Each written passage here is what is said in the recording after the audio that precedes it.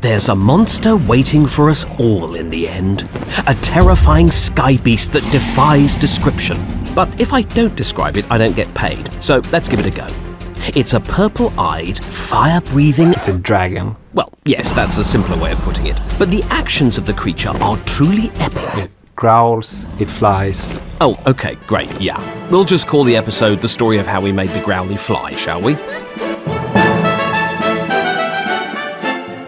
What are the origins of this dragon? Obviously, it's not based on a real animal, because, as we all know, all the real-world dragons went extinct in the late 90s. So what are its defining characteristics? I would say aggressive, lonely, but eternal. A big mob, like it's nothing you've seen before in Minecraft. And also one of the most detailed mobs. It has like 20 segments in its tail and like stuff on top of that. And as for its sounds... Growl, wing flap, and growl again.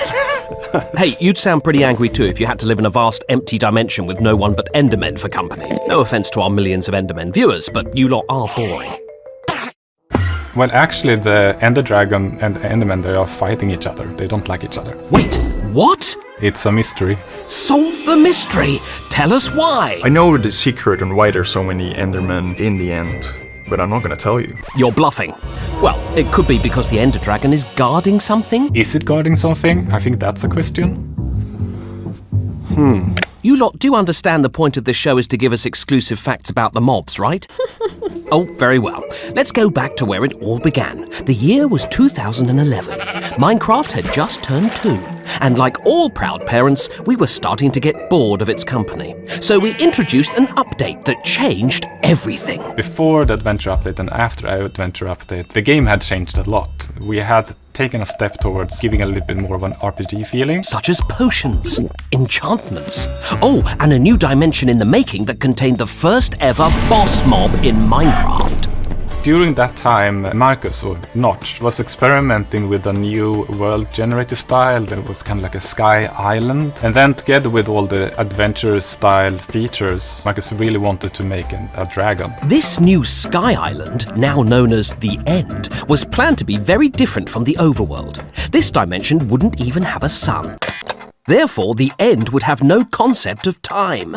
Sort of nothingness or empty space, like a void or something like that. No, my head is empty. Just like the End.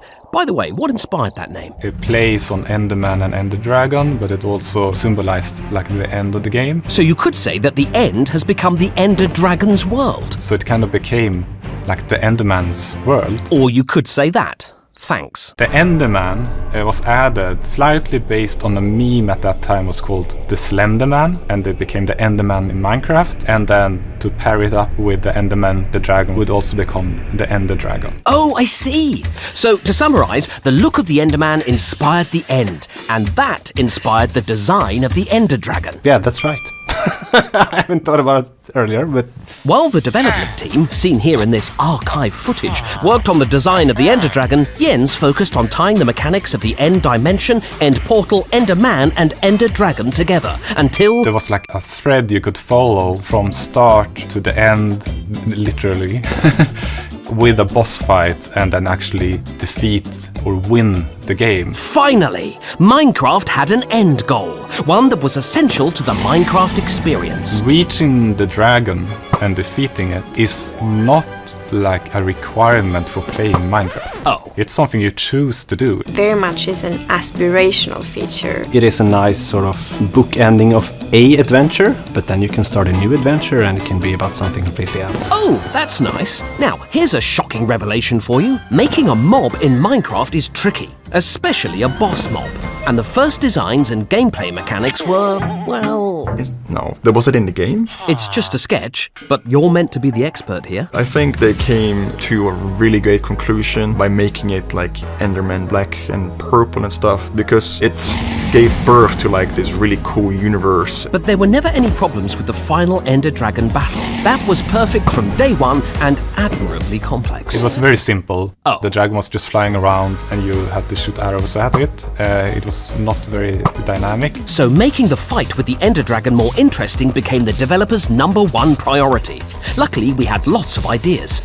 Even more luckily, we also had some good ideas. The end crystals that heal the dragon also became harder to remove because some of them are encased in these iron cages, and also the dragon would sometimes swoop down and land on the empty end portal to make you change your behavior a little bit. Essentially, the dragon could now charge at you, throw fireballs, and use its dragon breath. Most of these design choices, textures and sounds are from the 2011 Adventure Update. My favorite sound for the Ender Dragon is when you defeat it and you get that kind of crackle and the screen sort of distorts and you see all these cool effects. I really enjoy the poem. Minecraft creates a lot of precious memories, and that's one strong memory for me, definitely. Beautifully put. Now we had a dragon with a name, a color scheme, sounds, soundtrack, and even its own dimension full of creepy weirdos. Did I say creepy weirdos? I meant handsome weirdos. Only when we were perfectly happy with the Ender Dragon were we willing to release it into the Minecraft wilds. We didn't just put it in the game because... The deadline arrived. Anyways, there you have it.